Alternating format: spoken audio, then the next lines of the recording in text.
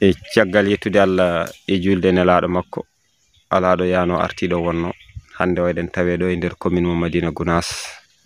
jetti goto e nokkuji mo ganduɗa ko Amadou Tidiane Seck huufi ɗum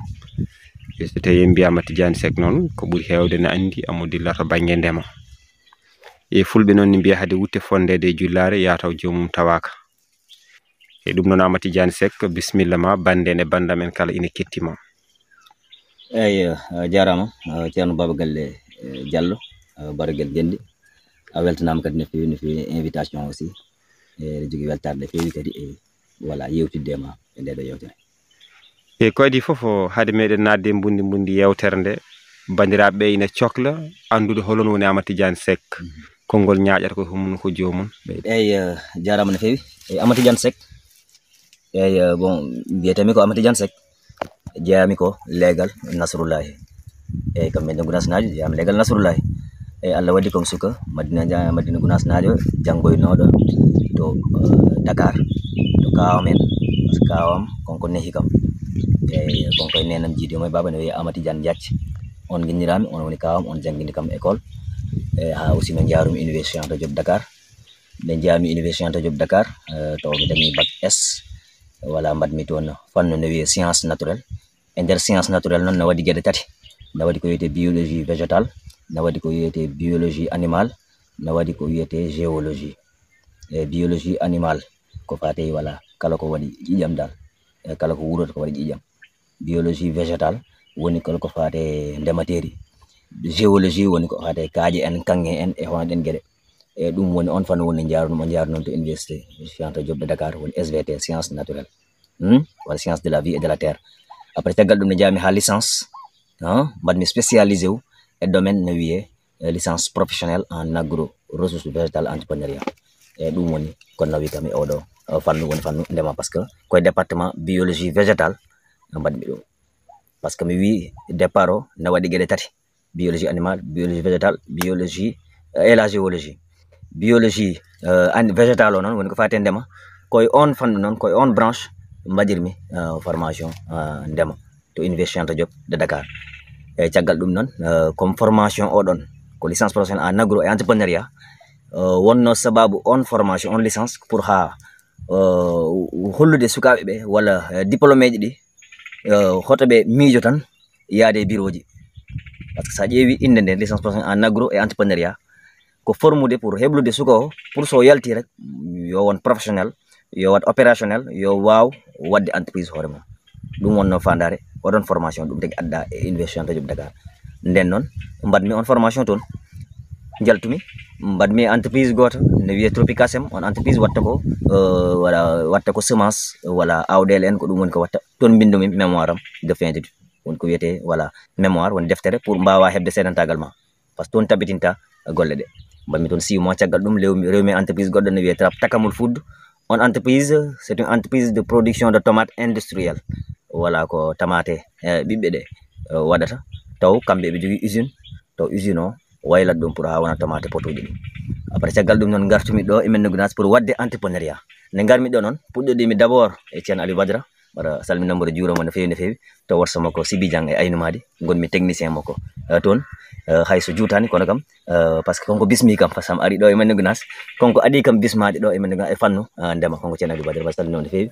caggal ɗum voilà comme ko addi kam ɗo ko wadde entreprise hooram woni entrepreneuriat gérde entreprise hoore mum ɗum tagi noon caggal ɗum nan ngar gérmi entreprise am puɗɗorimi noon seeɗa ha yetti ɗo yettiɗo eyyi ɗum woni ha yetti to gonɗen ɗo hande eyyi so tawi rek mi tonggui tan ko e mbadi kofɗinɗe ɗum woni Amadou Tidiane Seck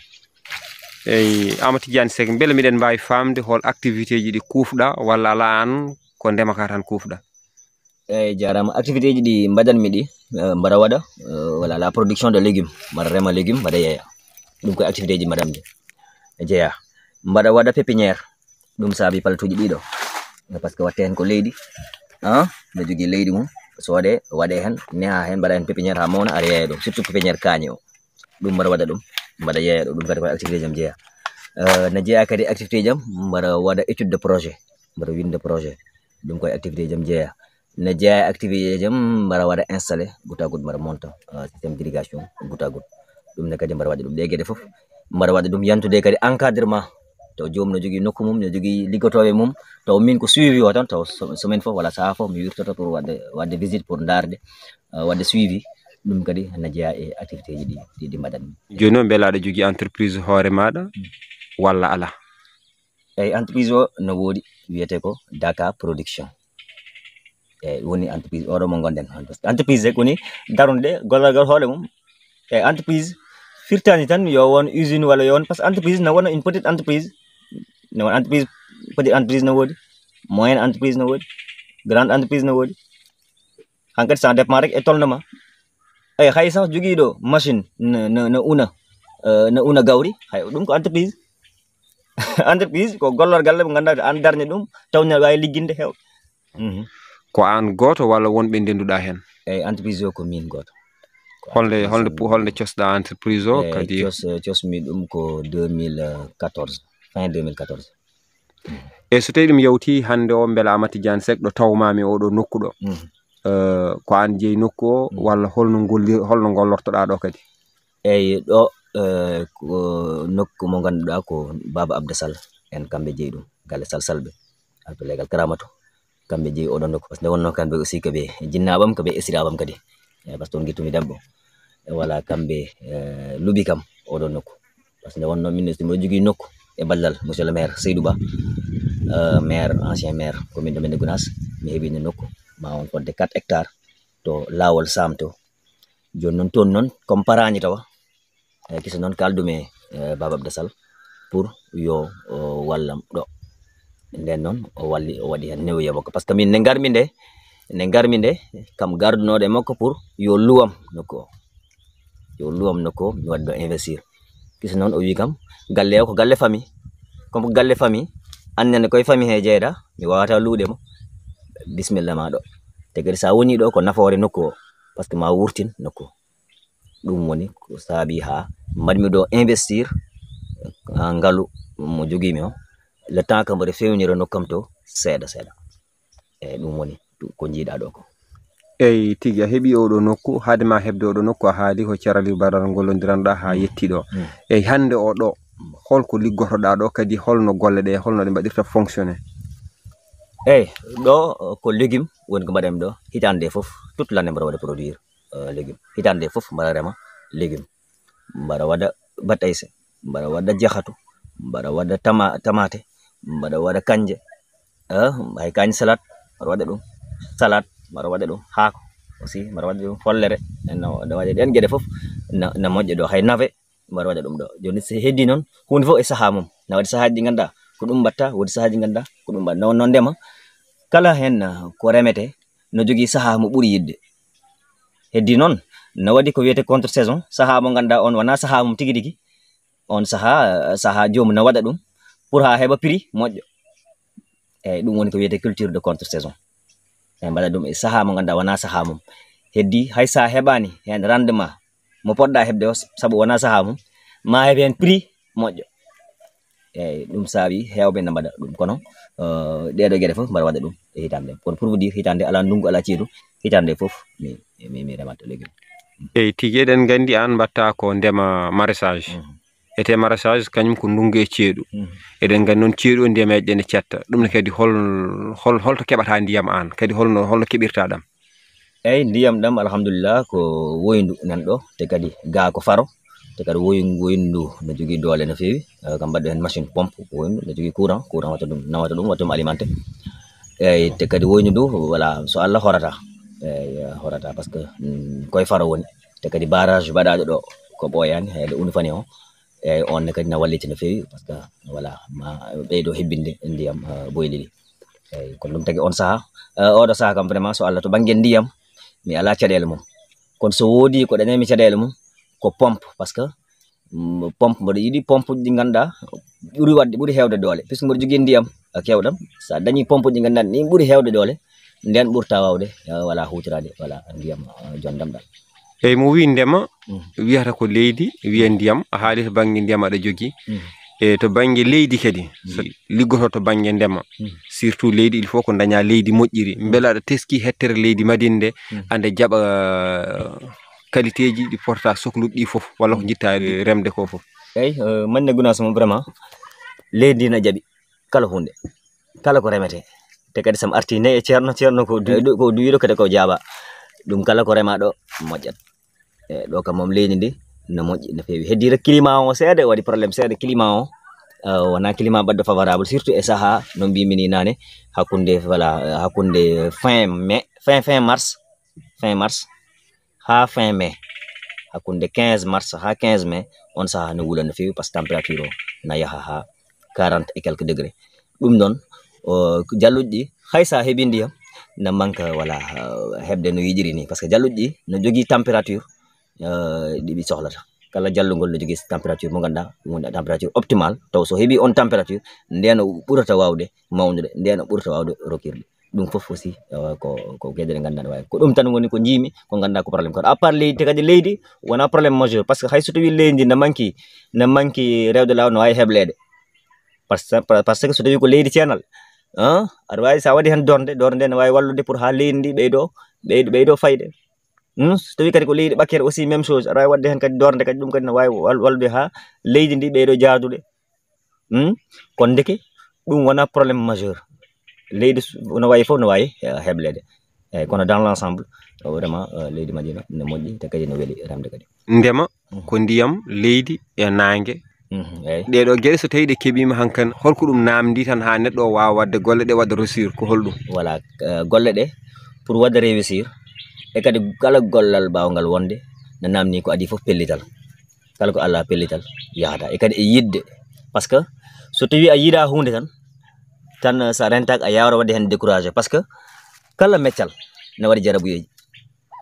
joni noon so tawi a yiiɗi ɗum tan hankkadi kala façon jarabi so ari tan hankkadi yidde nde sabato ha a yawata wadde découragé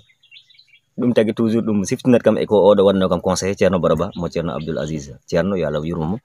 omo wiyanno kam nde puɗɗotomi golle ɗe o wi kam mbaɗa wasiyoma comme entrepreneuriat mbatta ko wayni surtout e fate ndema ya fipto ɓerde ma hayso boni ka puɗɗittol ay ɗum noon c'est important ayi kono deke ɗum noon aussi so tawi hawri an a yiiɗa an dillo hen o a yiiɗa ɗum tan sa rentaki a waɗa découragé par ce que ma yi hen hunde foof te kadi ko noon entrepreneuriat wayi entrepreneuriat ne heewi risque ne heewi probléme aji ne heewi voilà ne heewi probléme aji deke so tawi jomum ala courage mum ala muñal mum ala pellital mum ala yidde mum tan yahata e par ce que départ o hunde foof ma yi probléme moyen ne wawi wadde posé sur le terrain aussi ma yi hen goɗɗum ko ganduɗa ɗum a wawno calculde ɗum ko wiyete les aléas woni ko ganduɗa ɗum a wawa ɗum wadde prévoir a wawa ɗum wadde sorale comme mi haali nane probléme jiyede tampinno kam jiire par ce que min ne mbaɗanmi étude de projet mi waɗi étude de projet am calcul mi so waɗa goutte à goutte mi waɗa installé mbaɗmi installé fodde ɓoggi 3 cordes mbaɗmi installé goutte à goutte kono nde min nanni projet o nde mi calculanam oɗo ne waɗi jiire ayi kono deke toujours entrepreneuriat woni toujours ko jiyata hen goɗɗum ko ganduɗa ɗum voilà to a wawa ɗum wadde calcul a wawa ɗum calcul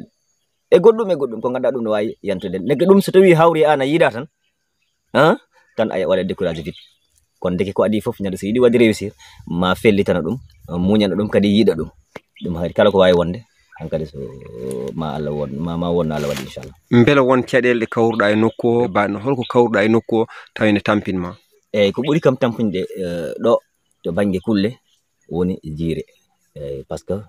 mi joofima ɗum joni e haalam ka par ce que mi waɗi ɗo financé ngaalu ko fate goutte à goutte fodde ɓoggi 3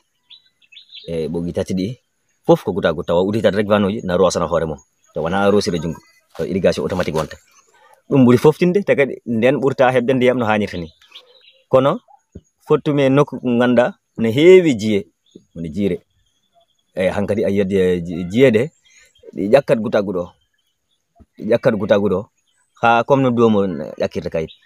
hankkadi ɗum noon tampini kam no feewi mi waɗi feere foof ala foof ko wiya ko yam wat guilay wadde yilade poson en yilade pittol en guilay yilade ndiyam pour wadde pour ɗi jara kono ɗum foof donkumi ha finalement mbimiyam change système complètement système d'irrigation par ce que goutte à goutte mbaɗannomi comme goutte à goutte waɗani adapté e ɗo mi ƴeewa système goɗɗo ɗum tagi puɗɗimi noon wadde système d'irrigation par aspersion woni ko jiiɗa ɗo ko no wicca hanga on kam mom no sebori parce que on kam hankadi jeede nati bonnande kam heddi non hankadi taw dolam de mi wadino dum e gutagut hankadi mi fujitima installation système installation keso goddo dum kadi namni kadi ko dole kese kadi goddo dum non tagi dum kadi ko cadel de ganda dum mi wuri dum do taw ko sabi dum ko problème jiede ay kono kam alhamdulillah comme jomum ne yiji dum tan hankadi dum fof wala ko haydara hankadi jomum bennat tan wada avancer jewana dum solution dum woni solution mo jida do te kadi alhamdulillah ça marche. So tawi hi ala ko heddi ha neddo dañi leydi o dañi ndiyam heddi tan ko fuddo golle holno fuddorto golle bela ko arde tan aw walla ko holno jarama no fewi to bange wala ndema kam comme no yin fo ganjiri ni ko adi fo ma pittano ko pewna dum ha yoda ha laba woni préparer la parcelle hankadi mada dum préparer pitta dum ha yoda jonnon ko remete ko ne wadi gede de ganda dum awa directement dum wiyete des cultures à semi direct ko ganda awa dum directement wodi gede godde ganda dum ko c'est des cultures à semi indirect c'est-à-dire ma rewa pépinière wodo to needa dum ha mawna seeda après gitta dum lora dum encore kon deki ko indirect dum tagi na des cultures à semi direct et des cultures à semi indirect des cultures à semi direct ko ayno kanje en awira dum non tan ala wadde pépinière tan fuda ha mawna ha jibina don ko ayno makka en gerte en nyebbe en navet en carotte en il faut c'est des cultures à semi direct ko directement gawirta dum tan ya ha mawna na wadi des cultures à semi indirect di ganda din wana directement gawata dum ma woda to needa dum don won to wiete pépinière ha mawna seeda on sa gitta dum loroya dum ton wana deux phases wan deux étapes wan dum tagna wiye des cultures semi agriculture des cultures à semi indirect c'est bon ko wayno kañi en tomate en batayse en jakhatu en basalle en salade en supame en den gel fof ma rewna dum pépinière ha mawna seeda on sa gitta dum loroya dum don non sala lora dum non no jogi système aji di lorite no système carré et système quinconce système carré et voilà comme na nyiruda dum do ni terrain he taw fof fotat no pitirta dum ni système quinconce taw lutondirat dum comme no nyiruda dum kadi e terrain he dum fof ko gedde de ganda dum na wade terrain he so fami nambe maga tigi mi teskima e nokku he burden tawdo ko jakatu tawden do ko batayse tawden do ko kanje e follere seeda mbela régime tan to ko sado ay haalande min hen gedel fo hol saison mo buri yidde kadi hol ko dum buri namdade kono mbi mi nane kala ko remete no jogi saison mo buri yidde heddi non no way wadede hitande fof kono heddi no jogi e der hitande fof saison mo ganda on saison mo buri yidde firti ko on saison sa wadi dum saison mo buri yidde o firti ko den burata wawde jibinde den burata lakkitade parce que den o hebat température idéal o hebat température wadi température mojo kon deke ayi kon deke weeye ngo no jogen important no fewi o jogo température mojo mo ganda den burata wawde jibinde so heban on température o lakkitako so tawi ko kanje saha mo ko buri yidde ko dungu meilleure saison kanje ko dungu dum saabi jiya dungu webat wadde kala mo jiida no way dum wadde hayso ko loweje de e fof wada dum kono no jogi problème parce que sa waji dum e culture saha mo ganda ne weebi wadde no jibina ha heewa yim fof bada dum heewa e jere so heewi jere dum sabato prix o tello prix o wada moyen cher an jiltode hen pour ko dañja wattama arrange parce que prix o webat ha burta dum ko go te kadi so heewi jere nde no way bloc ha non ka yeyde parce que on sa bawdo en wawa fof wada dum réussir parce que ko saha mum burdo wadde favorable comme dungu so tawi non ko sahaji goddi non comme no ceedu ni wala comme dabbunde kanje susa bubol ayat mawnata parce que température o wonno jiporto tan nangat dum pour ha wawata wadde développer so wadan développer aussi jibingol ngol ustoto so ussima non hankat on sa hewbe mbatta dum on sa na satti gile to rendement o ustoto te kadi rafiji on sa no way bura hewde hewbe kadi coftanta dum parce que ndiyam ala din contrainte ju hankadi hewdobe dum hewata dum sabato jiya on sa kilo monta parce que ko ndungu kilo kanje wona 50 wala 60 so tawi ko ceedu kilo kanje yaha ha temetati ay saabi ɗum noon ko to no mbimi ni tan mi haali ɗum ha gasi ko ɗum sabato no wiye culture de saison et culture de contre saison. Culture de contre saison noon woni culture e saha mo ganduɗa wona saha mum, nden ɓuuri wadde rentable, nden ɓurta hebde ngaalu so tawi ka liggotoɗo ka ɓaɗo agro business pour yidde dañde ko nden ɓurta dañde. Mais so tawi ko to noon hankadi wala taw hewɓe mbaɗa ɗum noon no woodi e kala culture. So tawi ko batayse ɓuuri yidde ko dabbunde kañum e jahatu fof ko dabbunde ɓuuri yidde, eyyi ko dabbunde ɓuuri yidde woni meilleure saison mum ko dabbunde ko à partir de octobre ha janvier ɗum woni sahada. Par ce que dans l' année e hitande no waɗi 8 saison ngaji tati, saison dabbunde de octobre ha janvier, saison ceeɗu de janvier ha mai, saison ndungu de juin ha octobre. Woni gueɗel fof ko 4 fois 3 12 woni 12 mois hitande, kono ɗum woni 4 saison ɗe. Culture fof no jogui saison mo ɓuuri yidde, eyyi kono deke batayse e jahatu ɓuuri yidde ko dabbunde. Heddi noon ɗo e men Gounass noon hewɓe noon pourquoi a yiyata batayse ɗo no fewi e jahatu no fewi no waɗe no fewi par ce que probléme ndiyam, te kadi sukaɓe hewɓe kadi kuccani hen ɗum ne kadi ko gonga. Woɗɓe hen ne wawi taw ko probléme moyen walla jiiɗa walla ko probléme ndiyam. Et piment ñama ko kañi kadi ɓuuri yidde ko nguleyki, eyyi kono meilleure saison makko ko ndungu o, c'est à dire deminare o tan faade ndungu woni meilleure saison. Ɗum tagui on saaha ne wawi bousde no fewi surtout ɗo ha marché Thiaroye en, Dakar ko nandi hen. Eyyi saison contre saison noon hanko mbaɗa ɗum sekket ndungu, hankadi roosa seeɗa ndungu silta jokkita, woni culture de contre saison. Eyyi ko ɗum woni. beele ko ndema ton ɗo ko ene wawi yonde jeere Madina nde feccintani remde par ce que enen ɗo e men Gounass ko ñameten ɗo e légume 90% mbaɗa wawi wiide e ko remete ɗo e ko ñamete ɗo e légume ummorto hen ko Mboro, eyyi ɗum noon fotani wonde, eyyi ɗum fotani wonde. Eyyi heddi noon hankadi a felata kadi ha ɓurta par ce que woodi sukaɓe kuccaɗe kono woodi seeɗa huccuɓe hen ɓe ganduɗa malgré ɓe ngala moyen kono eɓe dilla hen no fewi, eɓe mbaɗa hen ko waɗi fayida, kono moyen ala. ɓen fof so tawi ballitama tan ne wawi joude rôle badɗo ma, ne wawi naftude no fewi par ce que mbaɗa andi ɗo sukaɓe, par ce que déjà mi darni ɗo fedde taw ne rendini dilloɓe e ndema sewo sewoji, taw sukaɓe ɓe ganduɗa dariɓe wawɓe golle ɗe ɓe jogui expérience no fewi, te oɗo saaha ha hande eɓen hen malgré ɓe ngala moyen eɓe dilla hen no fewi. Ayi ɓen so puusama tan ha mbaɗi réussir ɗum ma wallu no fewi te kadi ma pousse sukaɓe heddiɓe ɓe mbawa yebde ɓeɗo. eɗen gandi ndema jeeya koye gueɗe tambiɗe gurdam aduna o, kadi jii hande conflit ɗi no mbayi hewde aduna heni. Donc ɗum ɗo ene holla kala rendo no wodi foti wadde bien préparé pour wawde jogade hoore muɗum. Beele an yiyande maɗa enen so tawi en jajni eɗen mbawi remande koye men ko ina wuura en to ndema ndungu ka e to ndema ceeɗu ka foof.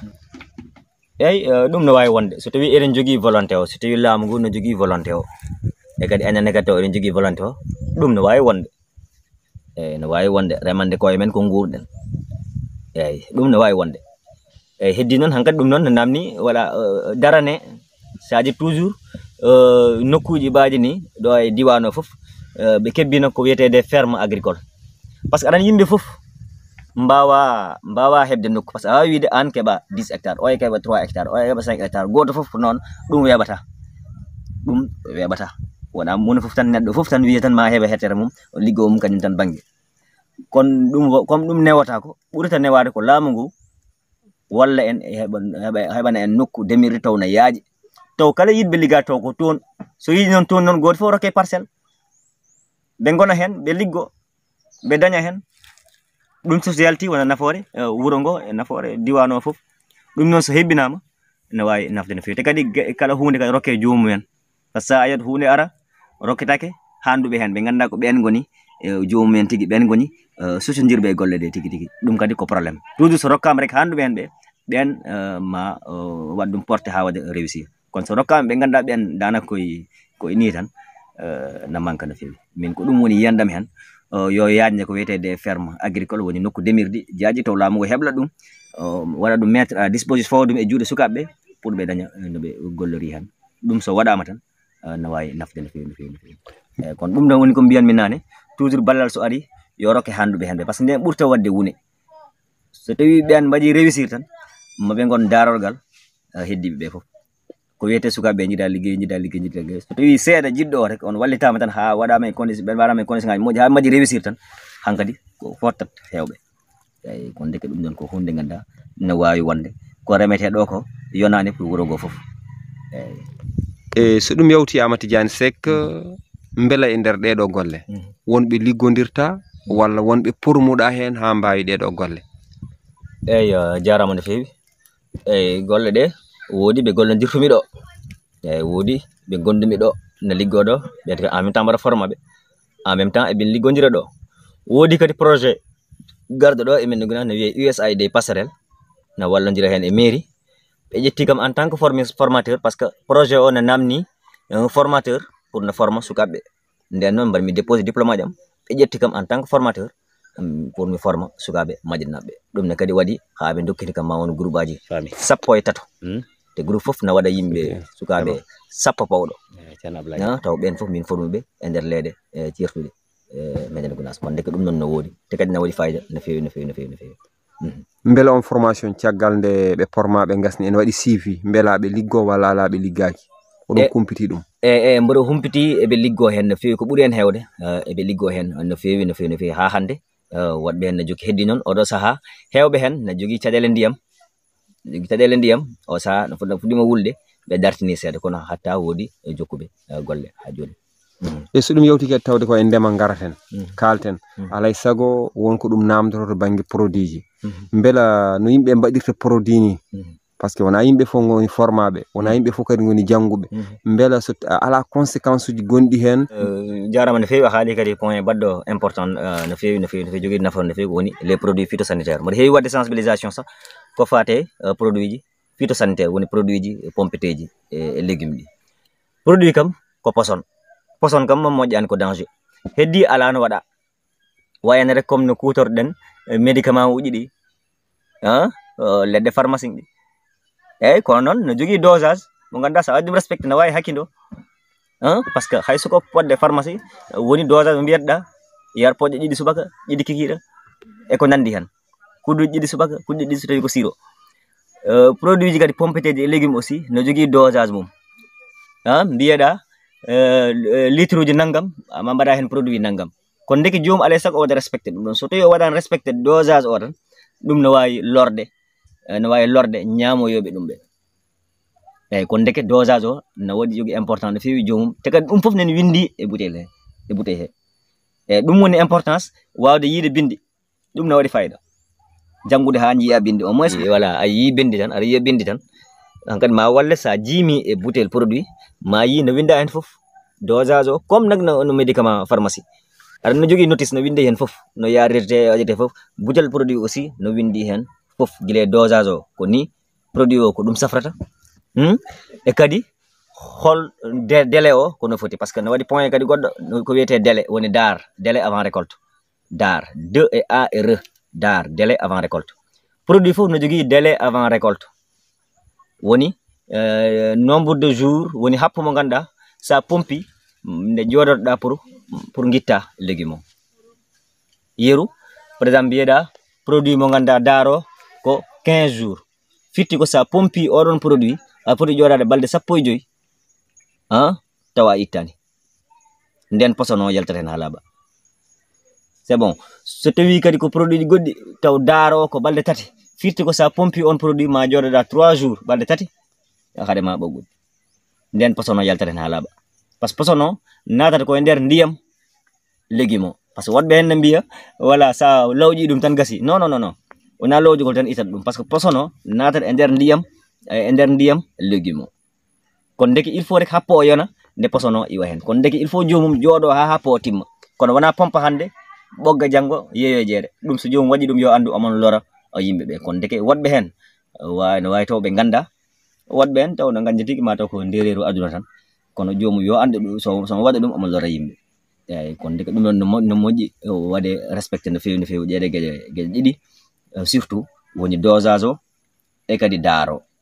ɗeɗo gueɗe ɗiɗi ɓuuri himmude dosage o e daaro wadde respecté dose mbiyaɗo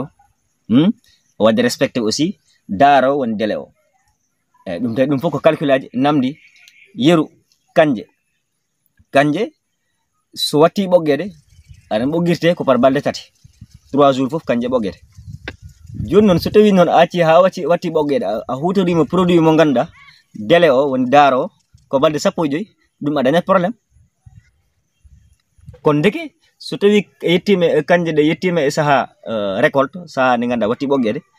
fodɗa ko hutorade produit ji goɗɗi ɗi ganduɗa daaro yettaki balɗe 15. produit ji ganduɗa daaro ko balɗe 2 walla balɗe 3 walla ñalawma goto. Pour ganduɗa sa ɓoggi hande a pompi mo ganduɗa daaro ko balɗe 2 hadema ɓoggoyɗe 3e jour o won ñalawma batto 3 ɓiƴo taw posono iwi hen ha laaɓi. So tawi noon ko produit mo ganduɗa daaro ko balɗe 15 on noon yo waɗe guila haadema wattude voilà guila haadema wattude ɓoggude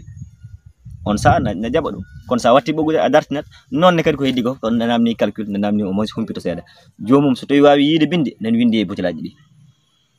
So tawi jomum wawi yiide binde yo namdo ɓe fof. E kadi ko wona ɗum ko kadi des équipements de protection individuelle par ce que jomum sene pompa ne foti jogade voilà équipement guila e masque ha e gant ha e ɗum ɗo masque ha e gant ha e lunette aji ha e fof woni équipement complet. Ɗum woni équipement de protection individuelle. ɗum ne kadi jomum so dañi ɓornade ɗum ne moƴƴi pour rende hoore makko e posen o. ɗo e to gonɗa toon waɗi distance e hol air mo dawata e hol air mo jippotoɗa. Eyyi jarama no fewi. Eyyi ɗo no wonno nokku ma entreprise ma ne moƴƴi mbaɗa respecté heure uji ɗi. ɗum to sam fini subaka law guila 7h moins gummotomi galle mi dawa ga. Somi ari ga ɗo gonanmi ha futuro. ɗum ko ñande fof 7h moins ha futuro par ce que wonno ɗo mboɗo jogui ɗo fof mboɗo jogui ɗo suudu nan ɗo mboɗo jogui ɗo matériel am ɗo kasittomi gaz am e fof ɗo kasittomi ɗo mbaɗade fof no waɗi équipé ɗo gonami. Sona to mboɗo jogui hajuji nder wuuro par ce que ɗum kadi ne wawi wonde mi daña hajuji ganduɗa to ko nder wuuro par ce que ɗum ɗon so tawi ɗum namnima yaade rek mi yahanat ɗum mi arta. Kono gollem nde tigui rigui ko ɗum ɗo woni gollem nde tigui. Eyyi nonne kadi wala bureau ngo kadi waɗa par ce que ne wonno ko entreprise voilà hayso tawi ko entreprise en phase embryonnaire saha ko petite entreprise ne namni waɗa bureau o pour ha mbawa windude kala ko naati kala ko yalti par ce que ne jogui important no fewi ce qu'on appelle la traçabilité. Fof waɗa trace a ɓoggi a remi no foti kiloji ɓogguɗa no foti kiloji jeyɗa no foti voilà dañda hen gartam mum nden mbawata ɗum andude. Produit o a pompi hande holon produit pompuɗa holon dosage mbaɗɗa pour mbawa andude délai o date o ɗen gueɗe foof. E kadi liggotoɓe journalier par ce que ne waɗi liggotoɓe voilà journalier ne waɗi liggotoɓe permanent en ko goto woni ɗo ɗiɗo goni ɗo taw ko permanent en taw ko ɗo tan goni ɓen taw saɗa yoɓaɓe lewru kala ko dokkataɓe taw ɓe signinat jogo trace. Journalier ji aussi saha aɗa sohla ko wayno ko remete e ko ɓoggete jiiluɗa woɗɓe ɓe gara ɓe ndemanma après par journée walla so tawi ko demal par casol kalɗon journée o ko naggam ɓe gara ɓe ndemanma ɗum foof ne namni winde waɗe trace hankadi ganda ko yaltina ko ɗum ɗo ko daña ko naggam. Hankadi so campagne gasi ma andu bete ɗum ne waɗi gartam walla an ko ndeg ɗum woni importance bureau ngo wona faro tan ko pour ha mbawa windude kala ko pour mbawa wadde remonté la responsable ganda holto caɗele ɗe goni. So tawi caɗele ne goɗi holto caɗele ɗe goni so tawi caɗele goɗa holno mbatta ha ɓeyɗa wadde ɗum amélioré ha ɓeydo yarude yesso. Jeerde kadi holno gollodirta yimɓe. Eyyi to banggue jeere ɗe jeere nde mboɗo jogui sifaji ɗiɗi mboɗo jogui client ɓe ganduɗa ɓe garat ha ɗo par ce que noon heewi ɓe garat ha ɗo ɓe ƴetta ɗum par ce que mo jogui client mo ganduɗa on ko jirlotoɗo jeeɗe o arat o charge ñande foof so nawi o yirlina ɗum e jeere nde min mi yeyamo prix en gros o arta o yoɓa ko haalisam. Ne waɗi kadi woɗɓe kadi ɓe ganduɗa jeeretoɓe goni ɓe mbawa arde ɓe ñaldaɓe rek bagage o. Eyyi ko noon woni no gollotoɓe. Woodi ni saaha ma dañi client ummotoɓe ha Tamba ne gara ha ɗo no Somo par ce que ko banaji en ɗum fof aussi na waɗa ɗo. Banggue golle ɗe walla beela aɗa daña tan araɓe waddema ɗo visite walla ala? Eyyi bien sûr mbaɗa daña ɗo waɗoɓe des visites no fewi fay ko ɓoyani ñanden ceerno men ceerno Ibrahima Oumar ceerno mbaɗa salminamo mbaɗa juuromo ñanden konko yaɓɓi koyde makko ari ha ɗo ɗum kadi ko hunde mawde e yam par ce que ceerno ma kadi so ummima waɗi déplacé o ari ha ɗo o yino ko o duwi o wasiyi e ɗum kadi ko hunde mawde ko wona ɗum ko kadi hewɓe ne gara pour wadde visite pour yiide nokku o Ceerno Baro Ba en, Ceerno Hamme Ba en, président kawtol golle en, kam fof eɓe ngara ɓe mbaɗa visite voilà ɗo pour nokku ɓen fof so ngari waɗa kam encouragé tan e golle ɗe par ce que ɗum kadi ko ballal manggal par ce que wallidde neɗɗo wona tan rokkude joomum haalis hay sembinde joomum hay wadde encouragé joomum ɗum koye ballal jeeya andi wasa ko ceeri bun haalnuma tan wonma remarqué te aɗa gonɗin ɗum te aɗa yiɗi hutorade ɗum holɗum eyyi ceerno wonno ceerno nde o ari ɗo ne wode kam marqué ko wi ko o wi kam hotomi was windude ɗum o waɗi hen insisté no feewi kala ko mbaɗanmi yomi windu mi hollimo ni bureau o haalni mbaɗa windu kono o tencini ɗum no feewi kala ko mbaɗmi yomi windu ɗum ne kadi ko hunde ganduɗa kam o wi kam kadi hoto ɗum waɗ découragé mukko hoto ɗum waɗ découragé mukko eyyi ɗum ne kadi ko hunde ganduɗa ko message mo ganduɗa o voilà waɗi ka ɗum conseil te kadi ko ballal no feewi no feewi no feewi Amadou Tidiane Seck yaade janngoya ha janngoya université Cheikh Anta Diop wona gando dowrowo yalta e oɗo fannu holno yimɓeɓe jiirata ɗum jiiri ɗum au début eɗen gandi wona hunde wemde rendo meɗen kamɓe ɓe gonɗini janngu tan ko kufɗo bureau walla joguiɗo golle baɗɗe lix kono so wonno yimɓe jiira sahaji est ce que dañata caɗele hakkude ma yimɓe mbasa famde e ko nandi hen eyyi ɗum noon vraiment mbiɗa jogui weltade feewi e jabade e ngal ɗo namdal par ce que ɗum ko caɗele mawɗe mawɗe par ce que pour jiiya pamɗo ɗum no satte par ce que rendoji men wayi wona min Gunaas tan ko Sénégal foof par en jogui complexe on complexe a yiyat sa yeehi de Japon en a yiyat bac plus 8 aɗa min ko bac plus 3 dañmi licence a yiddane docteur gonɗo docteur anan so wiyama docteur noon wona tan gonɗo safro tan docteur no wona e fannuji kewɗi docteur en nangam docteur en nangam docteur en nangam kono docteur firtani tan safro a yiyat toon docteur baɗɗo bac plus 8 taw sa tawyimo sur le terrain a sikkatana ko mine ba woni nokkuji badde développé wayno Europe en ha e Japon en Chine en ɓen fof kono enen ayen neɗɗo daña COP rek walla BFM tan wala waɗa hoore mum lamɗo ɗum kadi kono jeeya ko teppi en enen rendoji men Afrique ɗi fof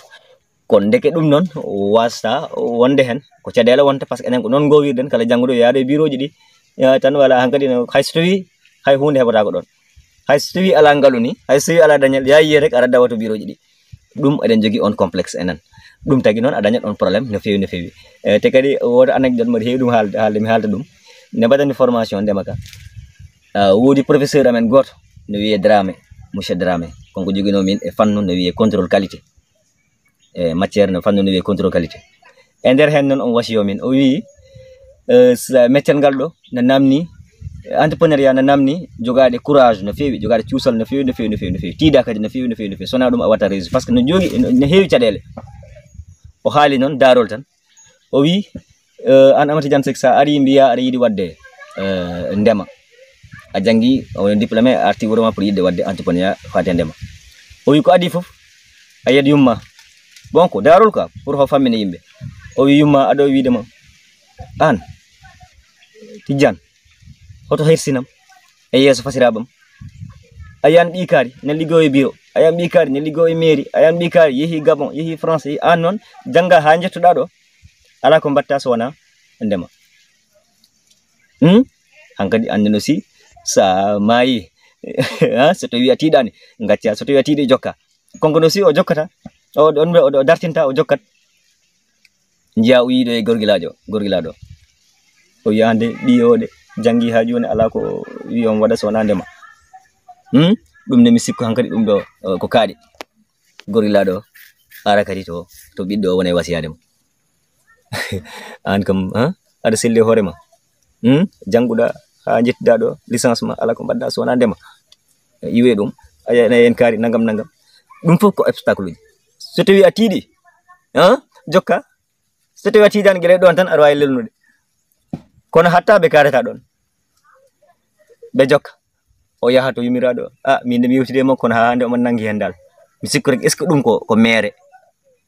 est ce que en ƴeewoyta ɗum ni yataw ɗum ko mere mboɗo jogui ceernajo nen to fat mi yaha mi yiyoyamo no wawi taw o woodi ko andi hen on kudol makko memata leydi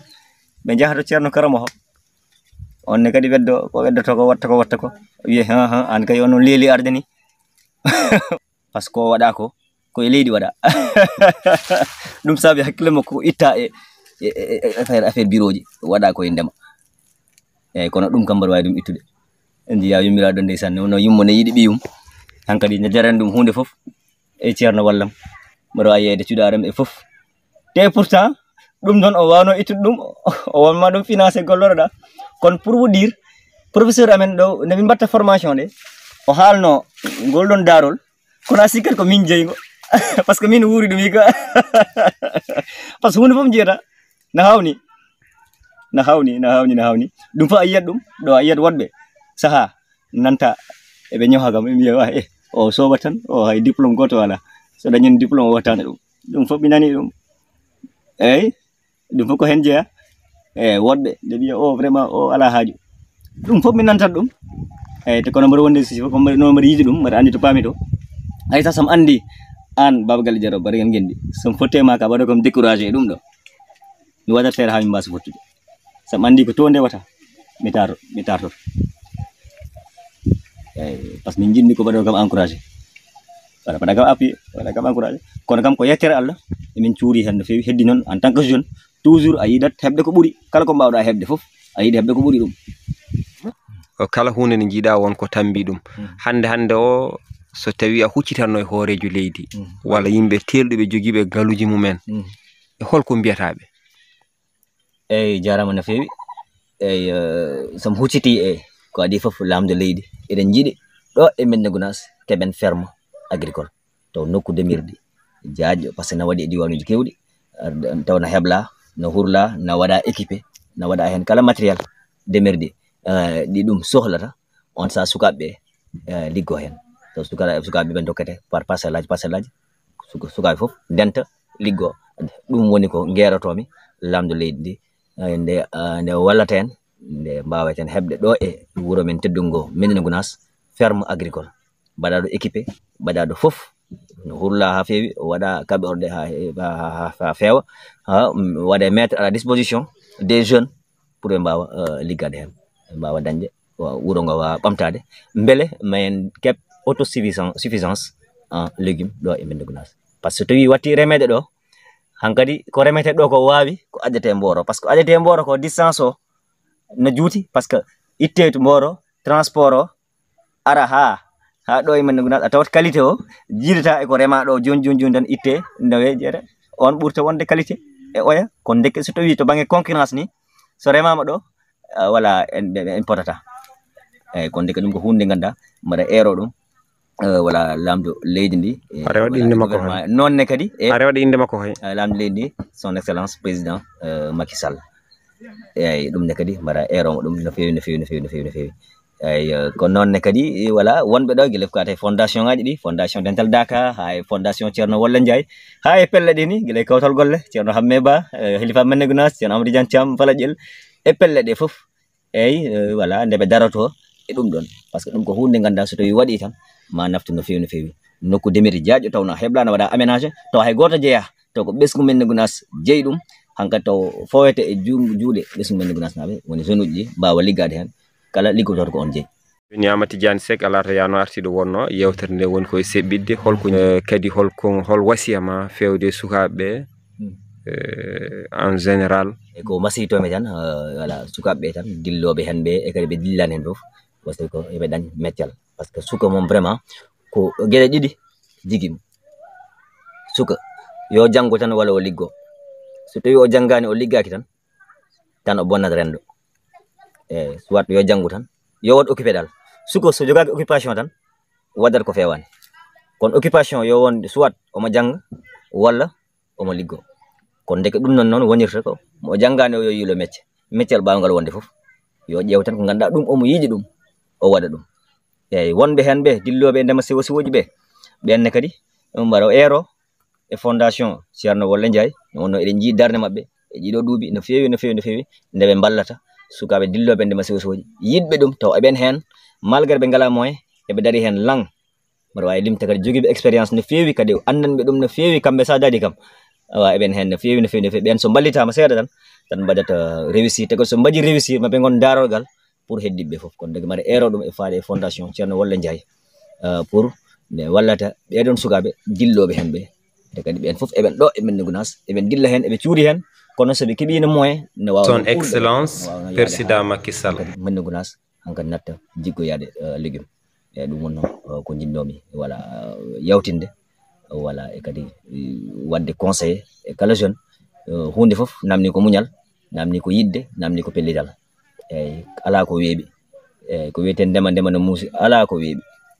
ala ko weeɓi heddi tan ko jomum yo jogo muñal pellital voilà e yidde nde ɗum so waɗi tan hankkadi ko heddi ko ma Allah newnu ko ma Allah newnu ɗum inchallahu taala kadi e konngol battinigol jarama no fewi ceerno Baba Galle Diallo Barogel Ngendi e weltanama kadi no fewi invitation par ce que ni kadi no walla no fewi ma wallu e yimɓe e humpitade ko woni ɗo e Médina Gounass ko keewi ɗo e Médina no jogui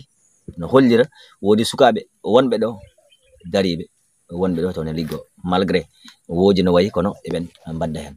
ɗum noon ko onon mbawi ɗum hollirde mbete yimɓe kumpito ɗum wasa to woodi wonɓe ɓe ganda ɗum kono ɗum noon ma naf no fewi kono eɗen jetta no fewi eɗen ñaago nde Fitirla TV